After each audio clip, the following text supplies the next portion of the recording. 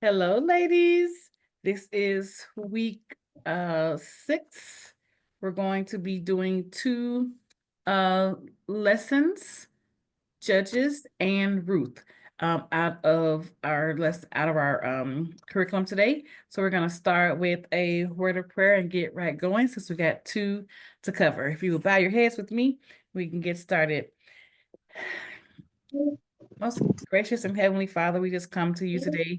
Thank you for your love and your grace, and just thanking you for all of the many blessings that you have bestowed upon us, still in worship mode, in remembering all of the sacrifices that you made for us when you died on the cross and rose again on that early Sunday morning. We are just thanking you for being that atonement for us, and knowing that it is because of the love that you have for us that you chose to hang on that cross. And we just say thank you for that today. We are continuing to go through your word, and we're asking that you would continue to give us the willpower to want to know more about your word, want to study your word, and to see what it is that you have for us hidden in those words. Asking you to be with us today as we go through two lessons, and make sure that we are all in agreement with there is something hidden in these words for us, even though these pages were written so long ago. These and other blessings we ask in your darling Son, Jesus Christ's name, we pray. Amen. All right. So, like I said, we're going to go through Judges and Ruth today. And the reason why we're doing two is because the book is laid out to have one lesson per week. But we did not start until March, so we have to catch up in some spaces. And looking at the outlines for the books, first I thought, okay, Ruth is small. It's a common story. We can hit the points and go on. But when I looked again and saw that the authors for the books of Judges and Ruth are the same, and the time period is the same. So the book of Ruth happened during the same time period as Judges. So I figured we could easily connect them together and prayerfully get through both of them still within our same allotted amount of time. So I want to go ahead and get started. I have more outside stuff instead of just going page by page in the book. And certainly the workbook, there are questions that you can answer in your personal time. But the first thing that I noticed about this is that both Judges and Ruth are going to take us back to Deuteronomy. I was telling you guys how we have to look at the entire book together, not just one piece, and both of these are going to give us some look backs in a couple of places.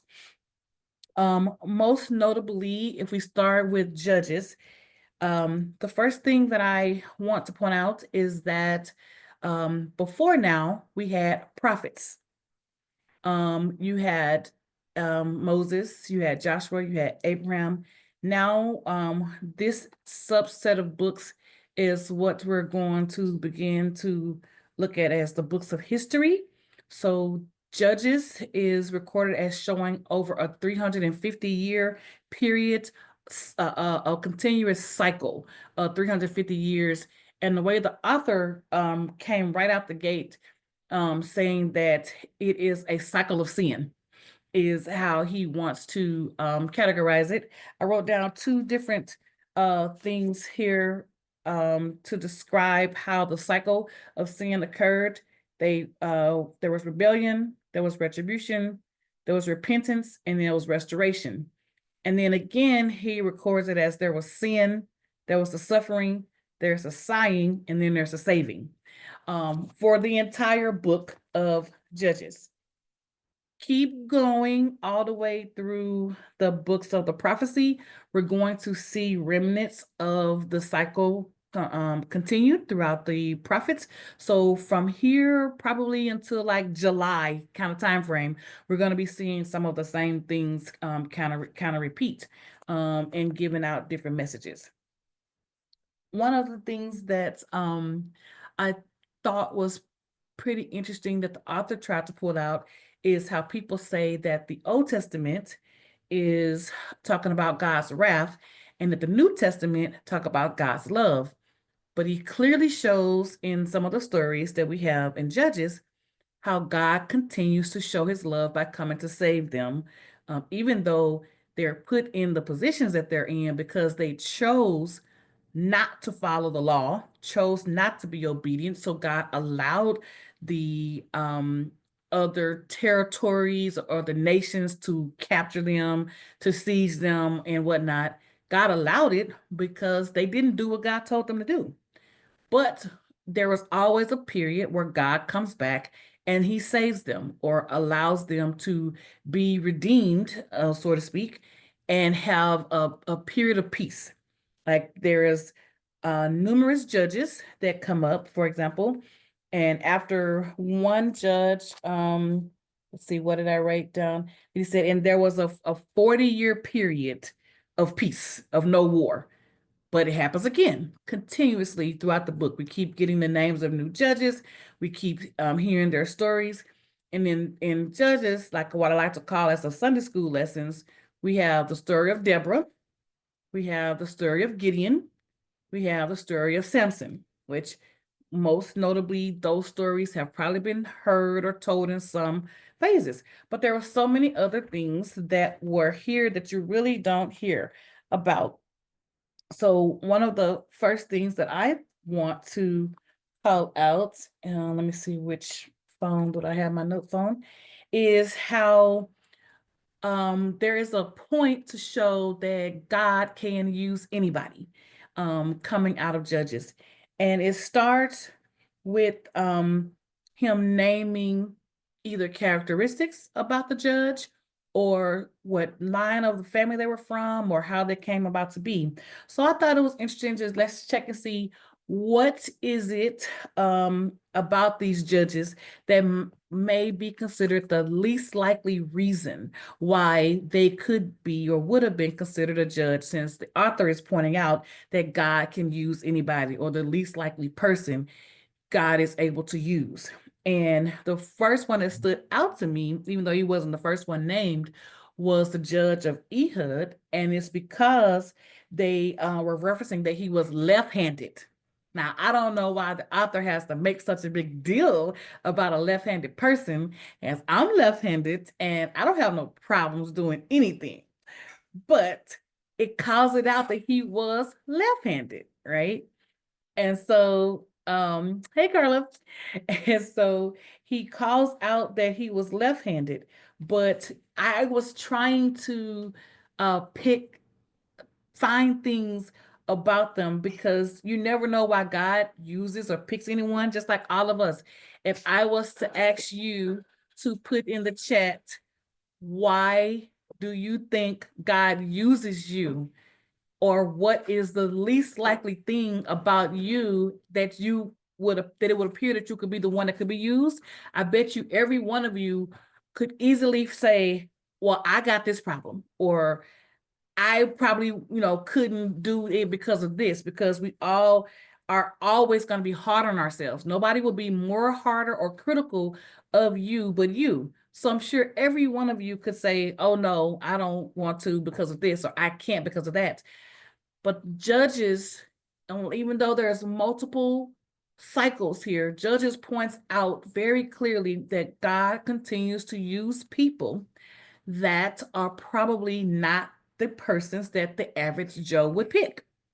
And that should be a lesson for us today, that there is value in us, even though some people do not see the value that we have, or would think that the characteristics that God sees as what makes you be the person to be used, others may not, think twice about it. So I'm saying it to say to you that no matter what your skill, your ability, your history, or whatever you have, there is something that God can use from that.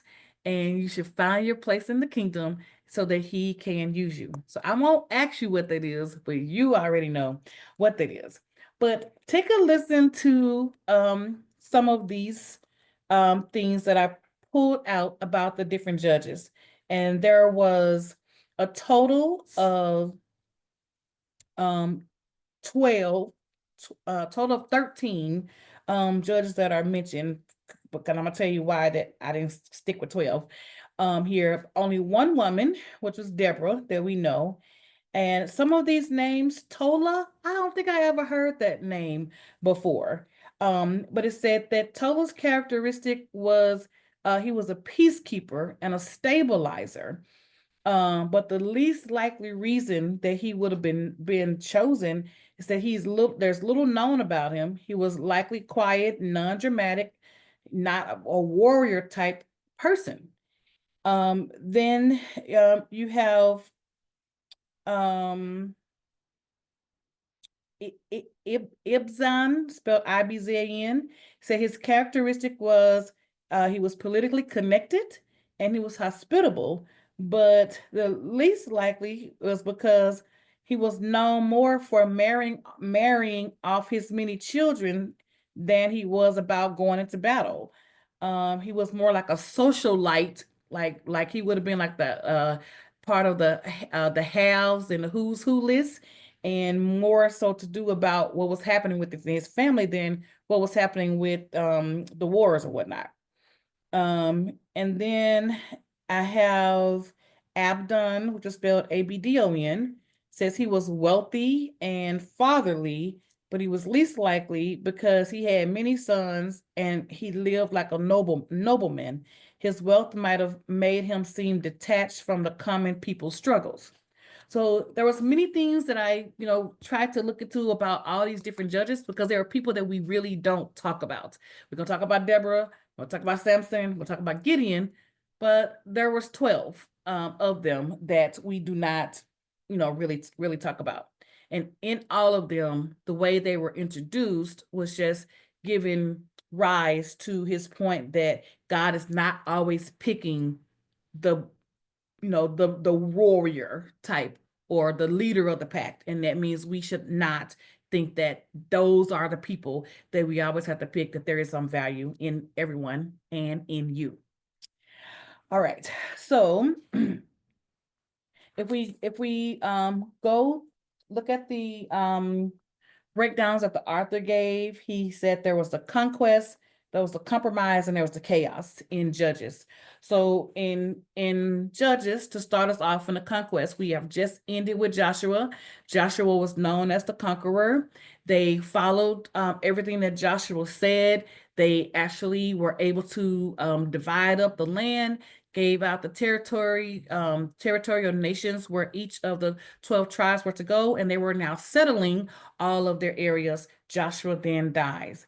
The book of Judges opens with knowing that Joshua died and that the people are still settling in their areas, and they are going to come up against the Canaanites. And it shows that the Israelites consulted with God as to what they should do. So from the very beginning, it looks like the Israelites finally got it together, right? That they know that they have to go to God. They know that He is the source of all things. And even though they don't have their leader, here they are they're asking God what to do. God tells them what to do, and God is going to grant them some victories. And then quickly does it change and show that Joshua's dead. Everyone who was in that generation is now deceased. And starting in chapter 2, you see where it says, a whole generation did not know the Lord. And because they did not know the Lord, they no longer remembered to do the sacrifices. They did not remember to worship Him. They did not remember not to mingle with those in their areas. They did not remember not to worship the idol gods. The author of our book calls it the next generation syndrome, where we, or the first people, will know what to do, hold tight to something. There's a generation gap, they wing off of it just a little bit, and they did not personally experience the things that were experienced, so they are not so sold out to believe what was written or what was said, and they go with whatever's in front of them. And we talked about this a little bit when we looked at Deuteronomy, how the our generations that we have now, that's kind of the space that we're in, that they had not seen it. They were not a part of it. They have forgotten it and they do what they see. And because what they see or what is so in front of us is so more prevalent than what the Bible says, what do you think they're doing? They're going with the idol gods, with the sacrifices, with the whatever is in front of them, because that's what their friends are doing. That's what society shows. And in the book of Judges, what God says here is that he purposefully did not allow Joshua to conquer all the land. He purposefully did not drive out all of the people because he wanted to see if they would do what he told them to do. And because they did not do what he told them to do, he allowed them to subdue them. He allowed them to be overtaken. He allowed them to feel the wrath of being in bondage from one of these other nations that they clearly could have taken if God was with them and for them in those moments. So if we try to look at what that means in our own lives, if we know that God is with us, that God has told us what's in front of us or what we can conquer, what we should overtake. If we are not successful, you have to pause long enough to think, one, was God with me? Is God no longer with me? Am I not being obedient? Did I not do what God told me to do? Was it not time for me to do this? Did I really consult God before I went into this? What is the reason? And we don't have to try to always think about it after the fact. If we do what they did at the beginning, consulted him, and he could tell us what to do, when to move, and where to go, then more than likely we would have that success. If we don't consult him and we go out there and try to do what we want to do and then try to invoke him, he's not obligated at that point. It'll kind of be like it was back in Joshua at the battle of Ai, that they didn't consult him. They went and did what they wanted to do, and he allowed them to get whooped. We have to consult God, and we should not be in this circle of sin, so to speak, as he talks about. And it's probably easier said than done, because if you think about the position that they were in, they were all in their new lands. They were setting up what they were, going to have going forward. And they see stuff, or the people who told them about what happened when they crossed the Jordan and crossed the Red Sea and whatever, they're not here anymore. But this stuff looks attractive to me, or this looks like they're having fun over there, or it's the way of the world right now. The different things that people are saying, it's right in their face. But every book that we have read so far have the same repeated things about following the instructions. And Joshua told them in his long sermon at the end, Moses told them in his long sermon at the end of what they should be doing when they cross or when they conquer. The instructions doesn't change. And just because somebody is not speaking to you or continuously to tell you doesn't mean that it changes.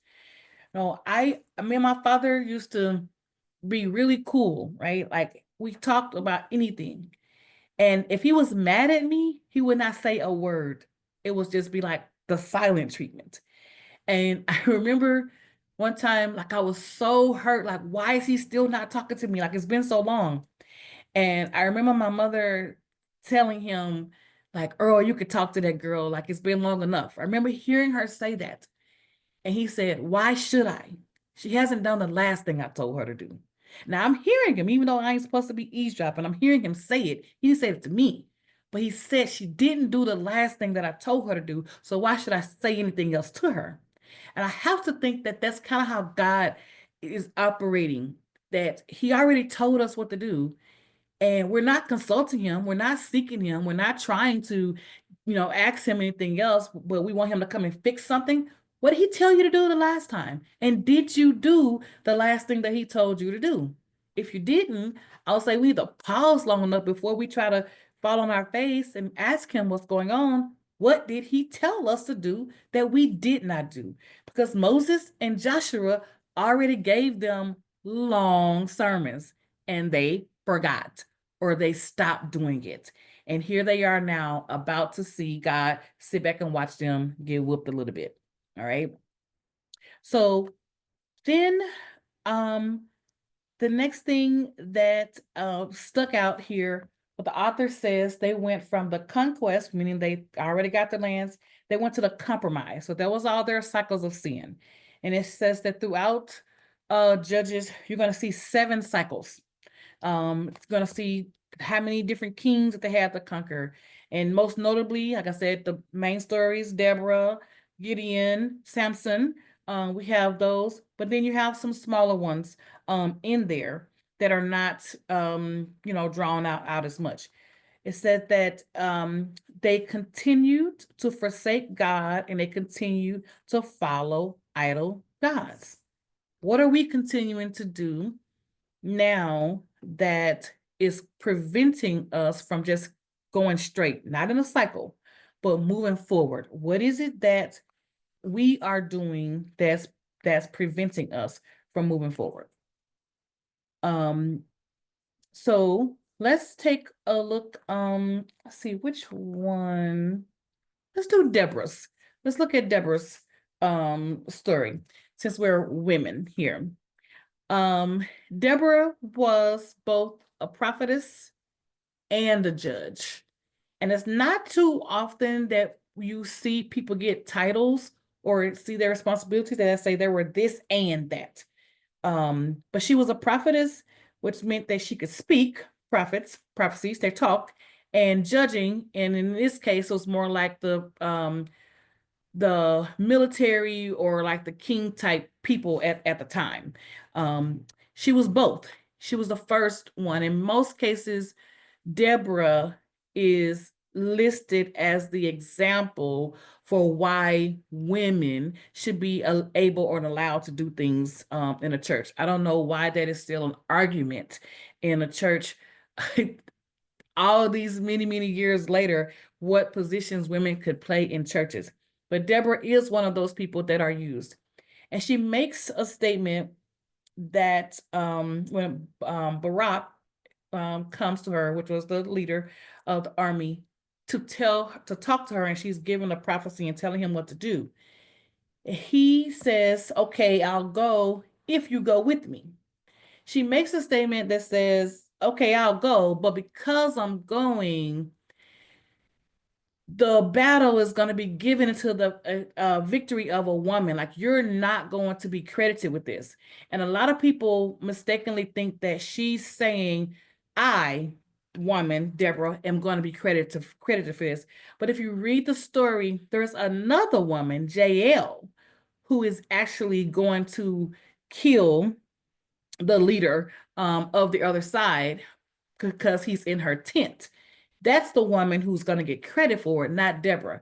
So I point that out to say that when we are looking at scriptures, that I want us to read the whole story and not just one verse, because you can mistakenly walk away and say, Deborah said that the battle was going to be given over to a woman, and Deborah was that woman. Deborah was not that woman. That was her speaking in prophecy at that moment. And Jael, which is a bad girl, is the one who actually, literally, the Bible says she drove a stake through his temple while he was lying in her tent. And when Barak comes looking, he said, the man you're looking for, he's dead. He in my tent. I killed him already. And that's how the woman is credited for this. But because Deborah was a judge, she gave the prophecy, she's going into battle, she has this military presence. That's another example to us ladies that there is nothing that we cannot do. We may not we may not think that we have the victory, right in front of us, but we should not let our status as a woman be the reason why we don't do something, whether that's in the workplace, whether that is in our communities or in churches. Being a woman has attributes that men don't have naturally. And clearly, God has many women throughout the Bible that He is going to use. So please don't take the "I'm a woman, I can't do that" role.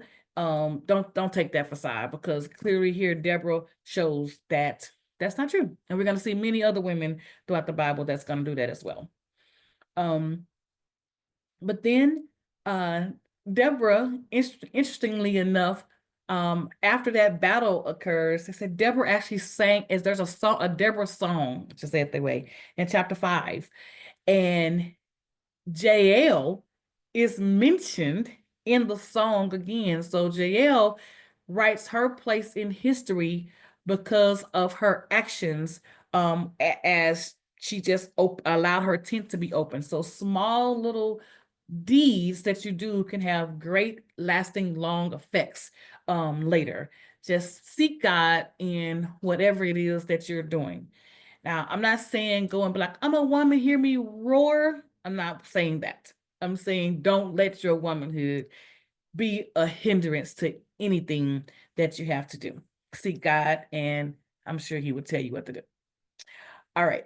The next portion, and I'm gonna go fast so we can get the Ruth, and then we'll come back if we got more time. The next portion of Judges, according to the author, the last 5 chapters, 17 through 21, he simply calls it chaos. And Judges is not a hard read.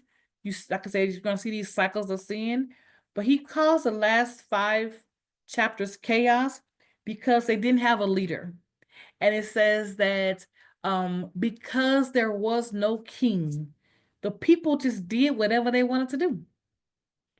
And in our society today, like we have, mayors, governors, presidents, councilmen, all that.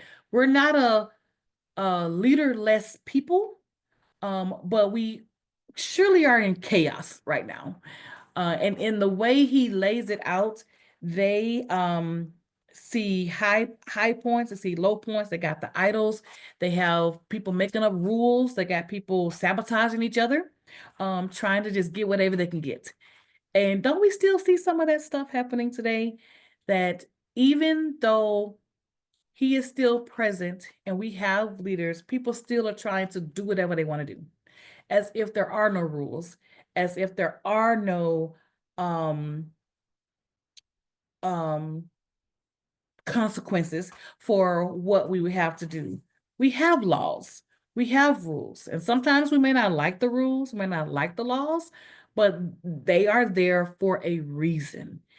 And even in um, the selection of the different judges here, I saw that as another way for us to say anyone who is in power should be respected, even though our current president does some of the most outlandish things. He's in office, and we should follow the laws of the land, which is clearly recorded in the Bible as well. This means that our people should be called more to prayer, should learn how to pray more than anything else during these times. All right, so I'm going to pause right here. I'm gonna open up the chat and see, was there any, if you read through Judges already, is there anything that you would like to comment about or us talk about before we jump over to Ruth?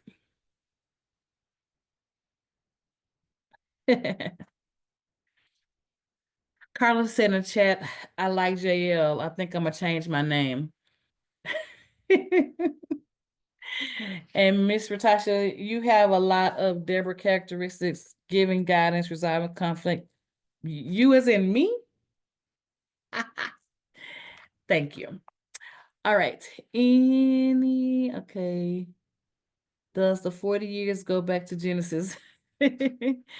Nope. All in Judges. So what goes back to Genesis? Well, I didn't, I want to go, I didn't see nothing in Genesis, but for the parts of Judges, that go back to Deuteronomy, where he was telling them what to remember when the different judges would come into play.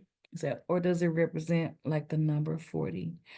No, because there wasn't always 40. So in Judges, it would say like, and there was peace or no war for 40 years. You may see it again for 20 years or 25 years. It wasn't always 40. And every judge, like they did not, all of them did not have longevity.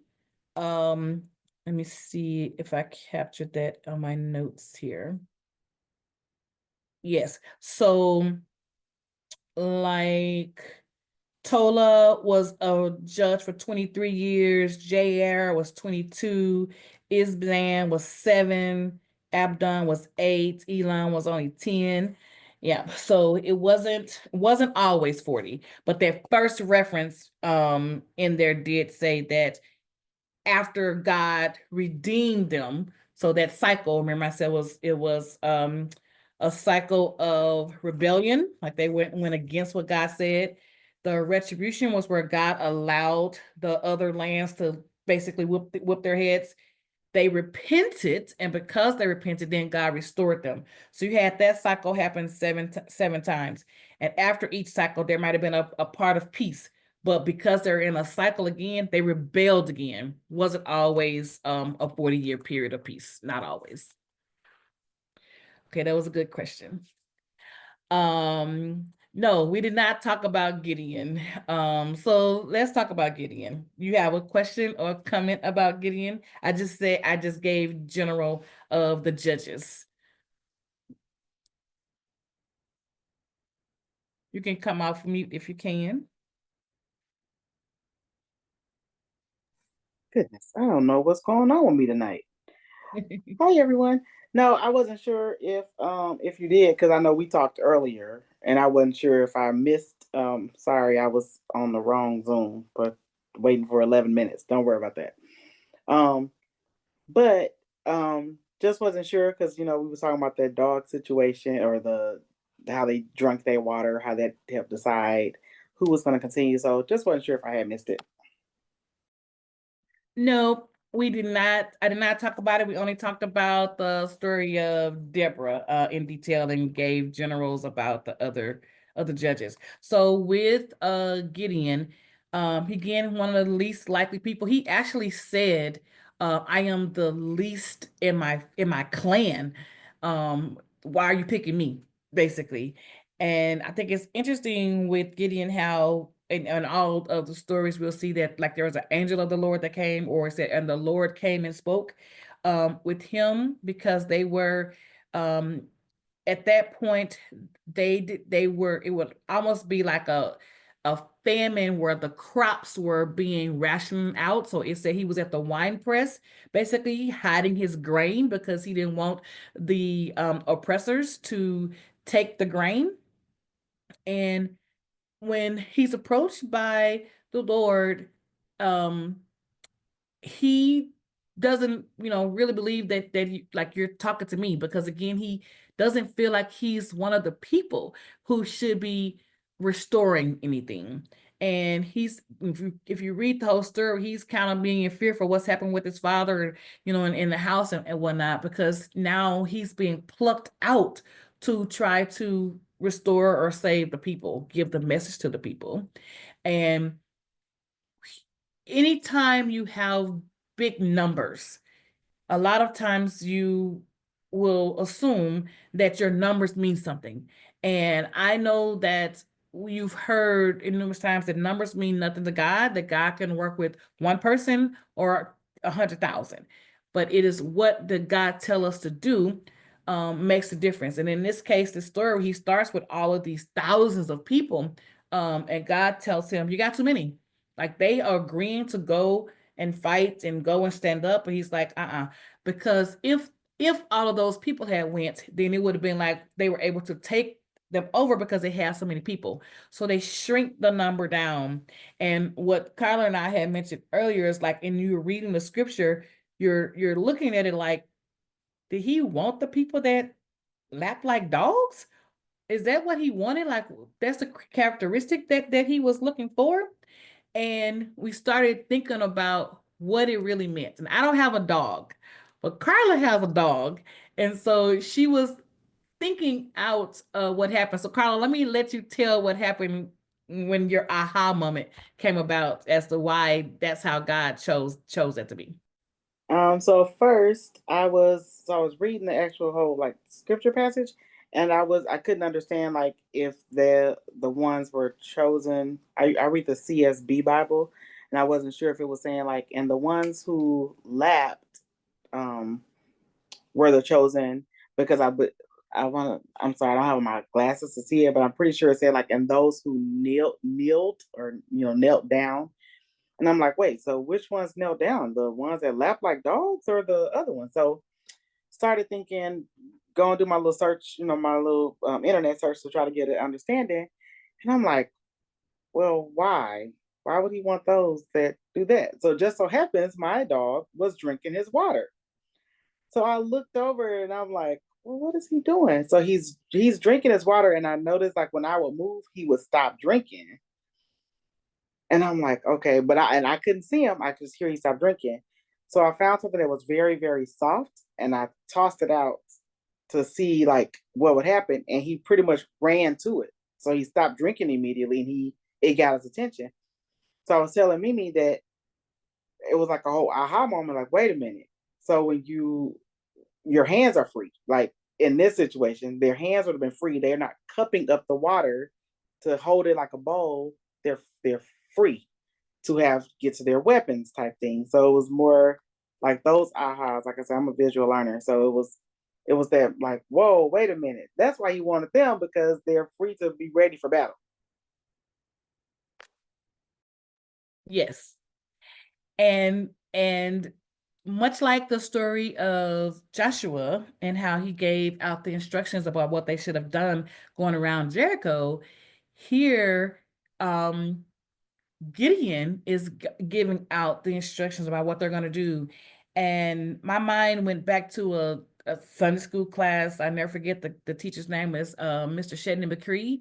He bought in clay jars into our class and had us actually like assemble like what it would look like for that, right? And he is telling us what God said to do. And he was like, now be quiet. You can't don't say anything. Don't do anything. Just when I tell you, to hit the clay jars or to show the light, whatever. And we're like, okay, just trying to follow along because he's a very visual teacher.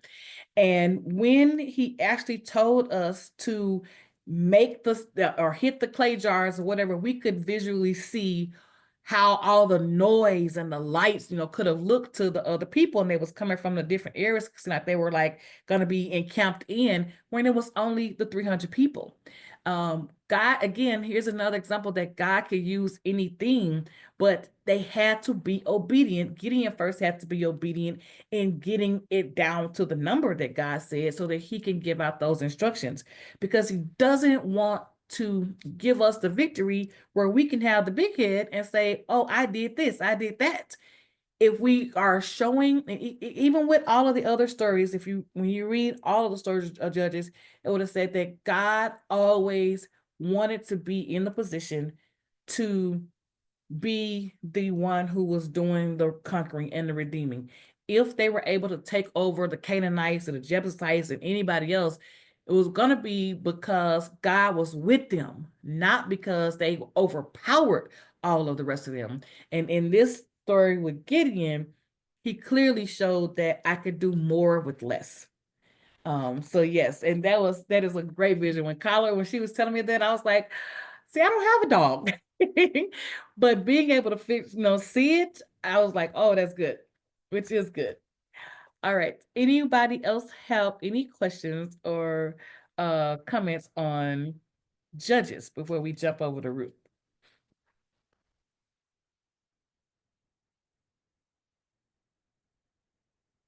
All right. All right. So again, Ruth is going to be in the time frame of Judges, and It's very short. It's only 4 chapters, but it's so much in here.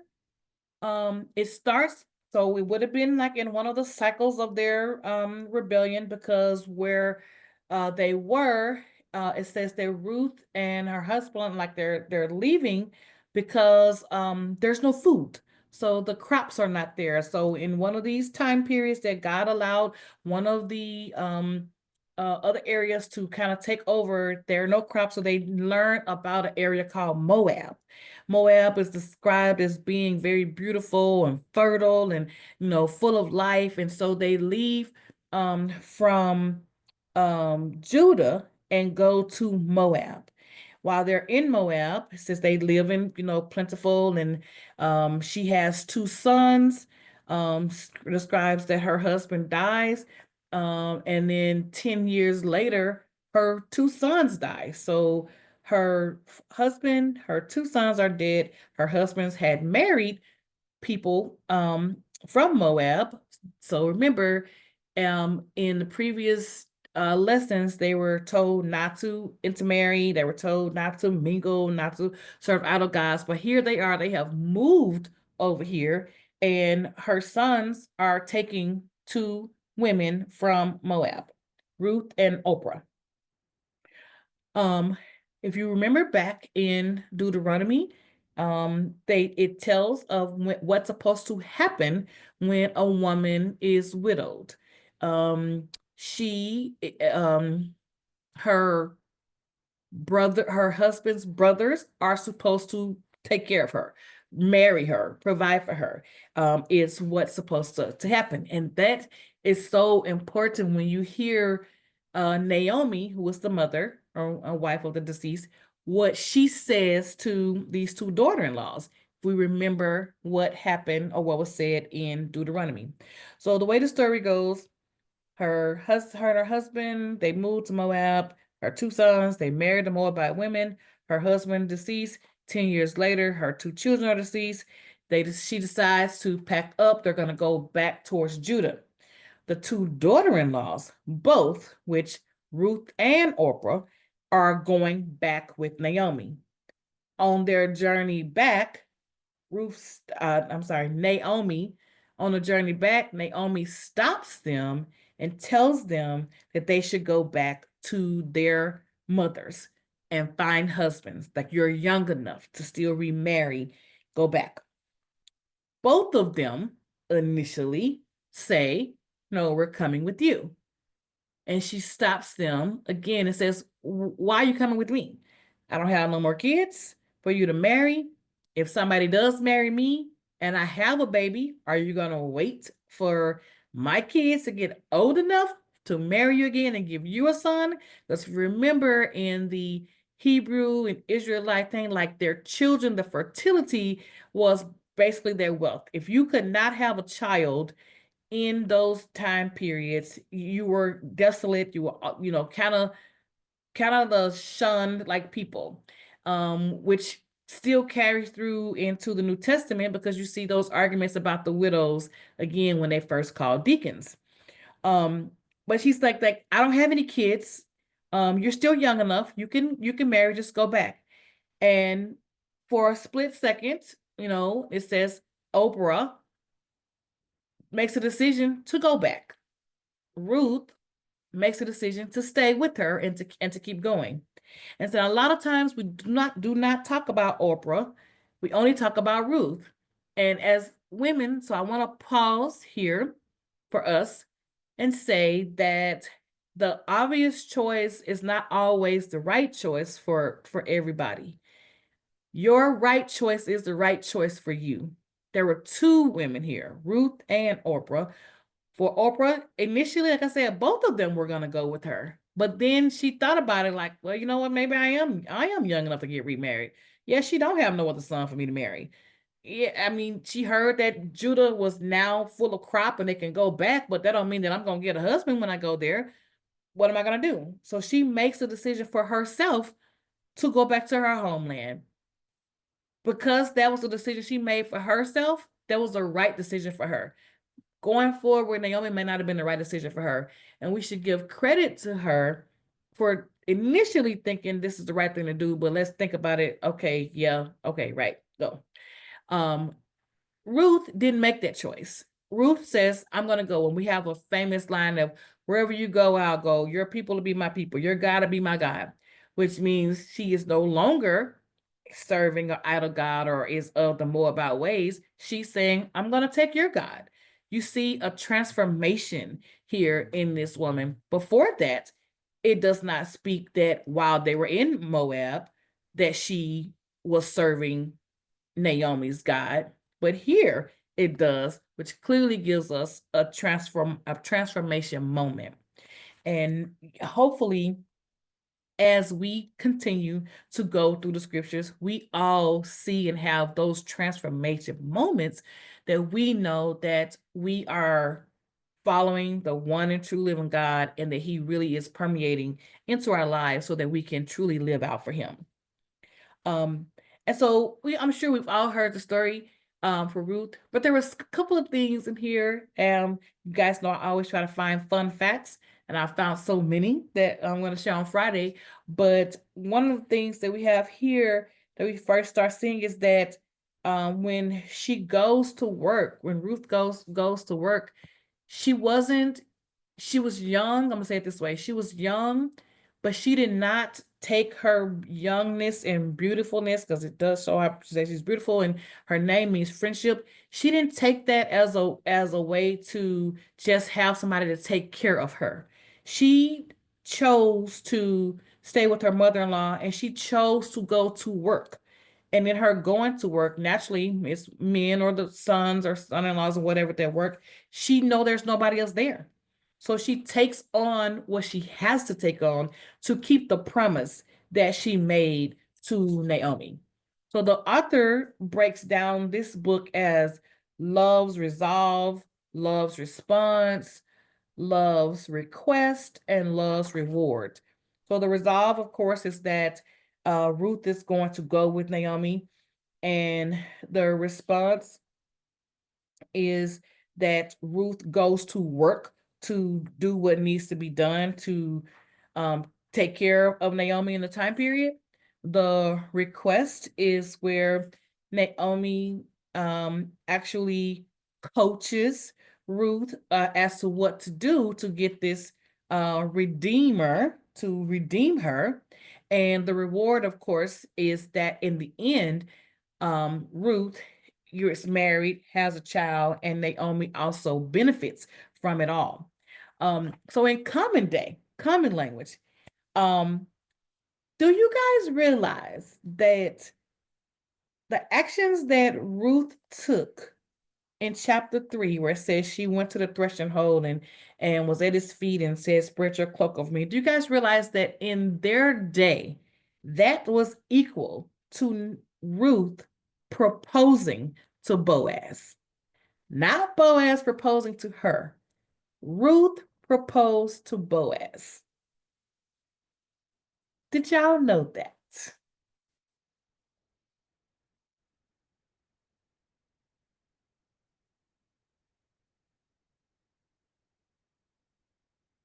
Yes. That was the equivalency. So, keywords here. When Naomi said that, oh, I know Boaz, Boaz and Elimelech, which was Naomi's husband, said that's his relative. And he is that's key, one of the family's redeemers. So when you look up what is a family redeemer, that is a person. So in our day, it would be like the rich uncle that everybody knows to go to. um, so he is a person who was supposed to take care of things. So I told you everything we do today is going to point back to Deuteronomy. So you're going to have to go back to Deuteronomy. I want to say it's around chapter 25, where it talks about when a woman loses her husband and her brothers are supposed to take care of her. And if he chooses not to, she's supposed to come to the threshing city, to the threshing hole. Deuteronomy tells us all of this, right? So he is one of the people that's supposed to step up and take the land or promise to redeem the land so that it doesn't go to another clan. So if you remember, I want to say it was in Numbers where the Zelophehad daughters were upset that they could not get any land because their father's name was not recorded. And um she goes back and she goes to Moses. She's like, why should we be left out because my father didn't have any sons? He told them that, okay, we're going to give you your portion, but you have to marry somebody in your own clan so that the land stays within your clan. So this redeemer person, family redeemer, is like that as well. If you your in this case it's all a male society, remember. So if the husband dies, the wife has no way to keep the land or keep up the land. Somebody has to redeem that for her, which is one of the reasons why I said his brother would marry her. Well, in all cases, doesn't have to necessarily equal in marriage. These family redeemers would go and buy the land to keep the land into the family. They would make sure that everybody, in this case, the widows, they will be taken care of. So Naomi says to Ruth, oh, he's one of our family redeemers. And so if you watch at the end, when Naomi tells Ruth what to do, Boaz did not immediately say he's going to marry her. If one of the questions in the book says, why did he pause?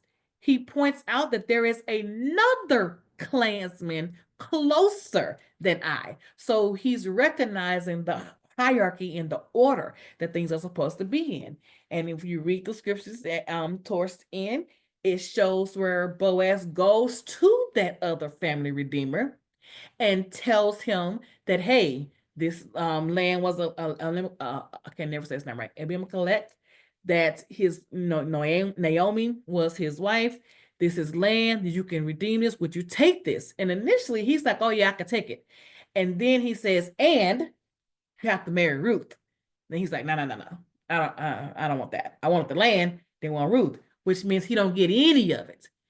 And I don't know if Boaz knew that this person did not want that. It makes reference to him having to share the inheritance. Like maybe he already had a kid and didn't want to share. I don't know why. But Boaz goes and tells him that you can redeem the land, but it also comes with this girl.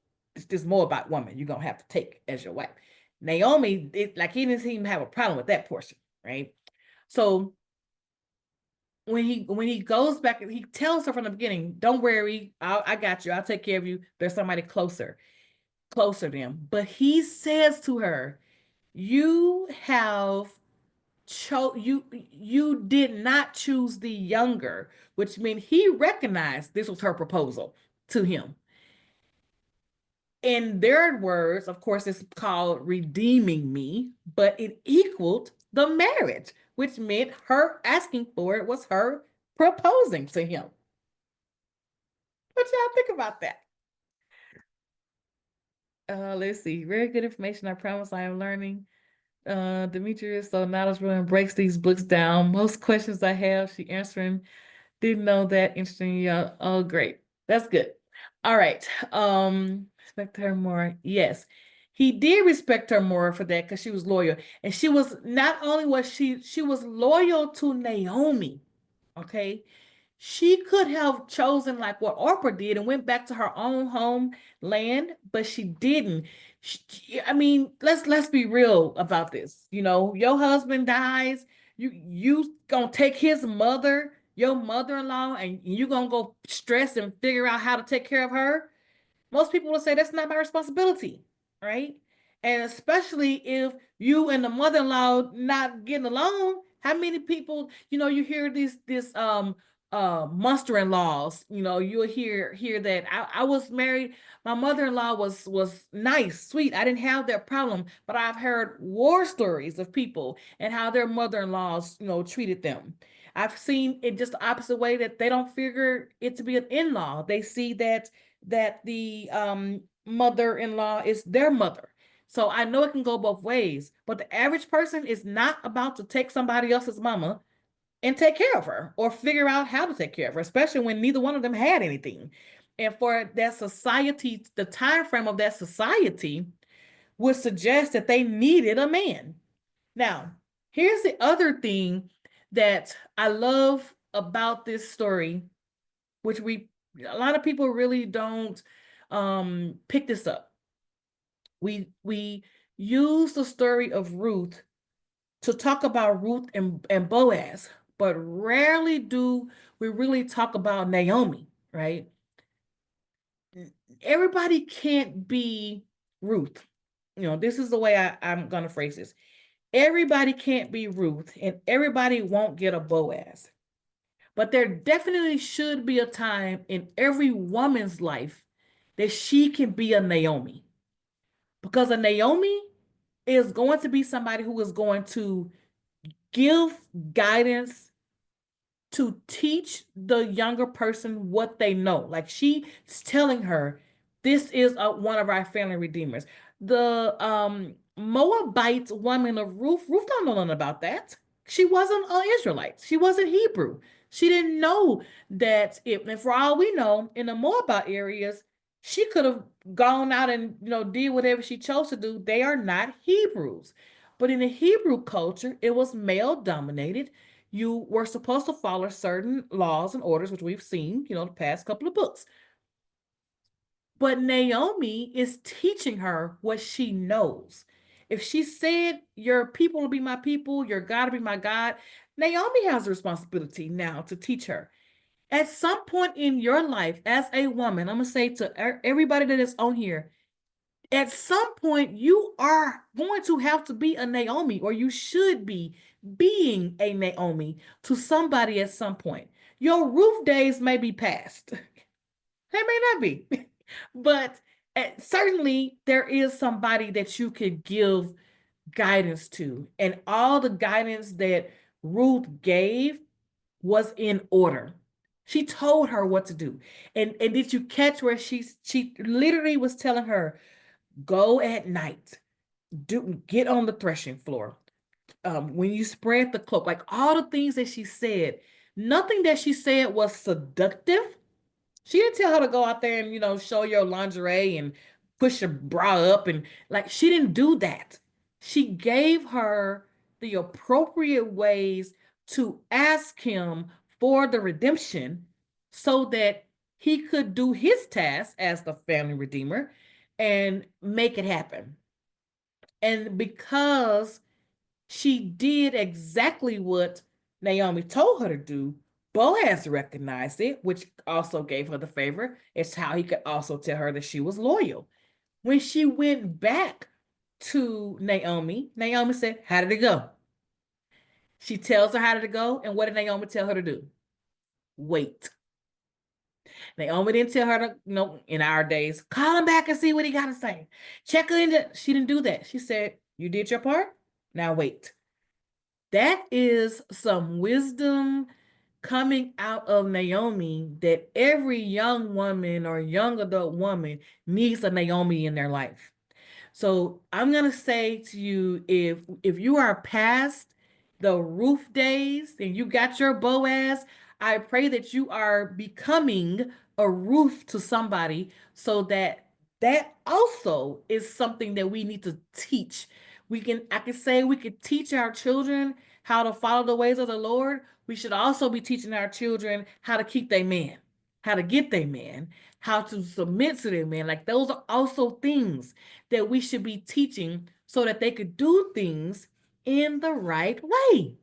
Don't let it be so taboo that they out here trying to follow the idols or whatever they see, like at the beginning of Judges, because that's what's coming to them. Teach them the right way to do everything that they have to do. If my mom is such an amazing cook, right? Y'all hear me talk about her food and cakes all the time. I don't know how to bake, and it's comical to me. And I could buy a pack of Oreo cookies and be satisfied. So it's not like it's gonna make or break me, right? But if I'm asking her to teach me, guess what? She gives me precision. You need this many cups of flour. You need this much of sugar. You need this much of whatever. If I don't do what she tell me to do, that's on me. But if she doesn't teach me the right way, and if she forget an ingredient and the cake comes out upside down, or whatever could happen with the cakes, that's on her because she didn't teach me. So as your days of Naomi, I'm gonna say, give the right instructions so that the outcome could be the good outcome, and that Ruth of a person that you're dealing with can look back to you and thank you for that, and then she can take it forward and pass it on. And then the other thing, or maybe I'll say the last thing that I'll say about Ruth, a lot of times when the story is told, we're telling it like it's a love story. But the author of the book says this is not so much of a love story or sensual or sexual or intimate story. This really is a story about redemption, which should point us to the same way that Jesus Christ is going to redeem us as a people, which we see and clearly just celebrated on yesterday of how he came to redeem us. The societal pieces that show themselves in Ruth, if we or since we have read the backstories um from Genesis to now, I'm praying, we as Bible girls can see how the story of Ruth is not a love story in the sense of, let's look at Ruth and Boaz. It is a story of love, the same way of Jesus Christ loving his people, and more so of redemption and loyalty, like Miss Cassandra pointing out in her notes. It is definitely something that we should read twice and take another look at what's in there, even when we are trying to portray or say, let's look at Ruth, let's look at Boaz, let's look at Naomi, or let's look at Oprah. Every one of them had a piece to this story, and if they did not do what they did, the story would not have been complete. Every one of us as Bible girls have something that we do on a daily basis, whether it's the people that we're interacting with, the people we're talking to, the positions that we hold. Our piece of the story makes the story what it is. So I just pray that you will know what your piece is, and that you will carry it out, timelessly, so that at the end, everybody is redeemed, everybody is saved, everybody is, on the positive. Like Naomi, because she taught Ruth what to do, she is redeemed. The land was saved. Her husband's land was saved, and she's now going to be taken care of for the rest of her life. The baby, now this, go back to Deuteronomy, because of the child. I want to say it's Deuteronomy 25. I'll post it. I'll put the exact scriptures out again. But because of this, you're gonna see that the first child that's born to this union really is like Naomi's child, because Naomi lost the kids, right? 25-5. Yes. Naomi lost the kids. So this first child that Ruth is having, because of this whole redemption story, really is like Naomi getting a new child, if you go back to Deuteronomy. But because of her obedience, because of um this is Ruth I'm talking about, her choosing to come with Ruth, she goes down in history as being a part of the lineage of Jesus Christ.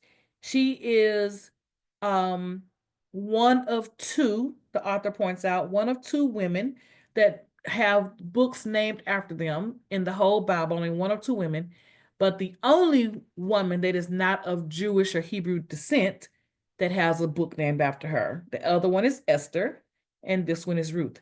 So Ruth's loyalty gives her many accolades throughout the entire story, all the way to the end, because her name is going to be mentioned again when we get to Matthew because of the lineage of Boaz. So your sacrifices, your obedience can have consequences down the line that you could never imagine. And Ruth, again, is another story, a woman in the Bible that can show us that. All right, ladies. So I'm going to pause right there and see what kind of questions do you have on Ruth?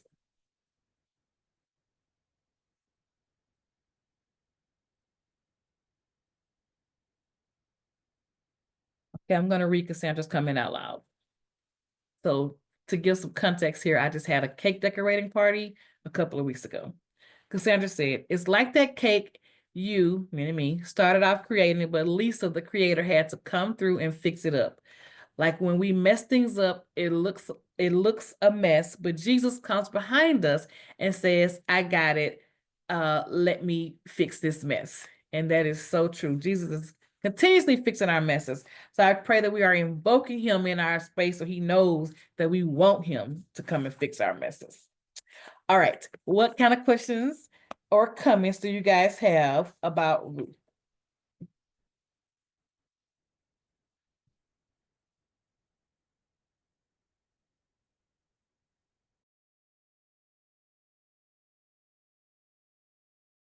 No questions?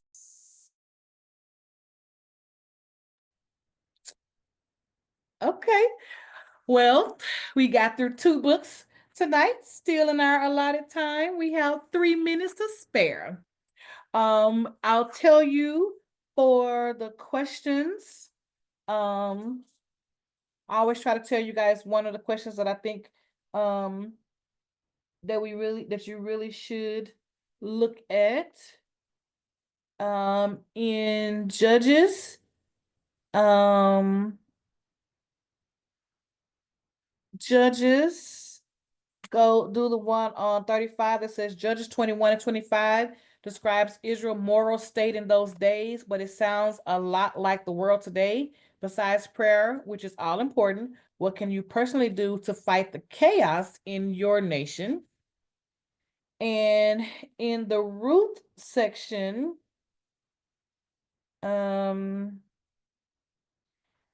on page 37, the one that I'm going to tell you to spend time on is page 37. Ruth was a person of her word. See Ruth 1:16 through 17 and 22, and read Matthew 5:37 and James 5 and 12.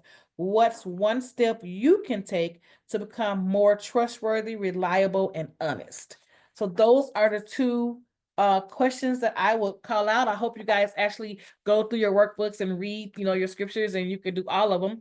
But those 2 were the ones that I starred in these 2 lessons to give you more context as you go along in your personal studies. All right. All right. All right. If there's no questions, I see comments. Great descriptiveness of the book of Ruth. Okay, thank you. And amazing lesson. Thank you. Great lesson. Okay. Yes. All right. Okay, ladies. Then I won't hold you any longer. Soon as the recording drops, I'll update the webpage. So if you have to catch any part of the replay, it should be out there tonight. And I will see you guys on Wednesday in Walking in the Word. And I can't wait till the Friday fun fact. Bye.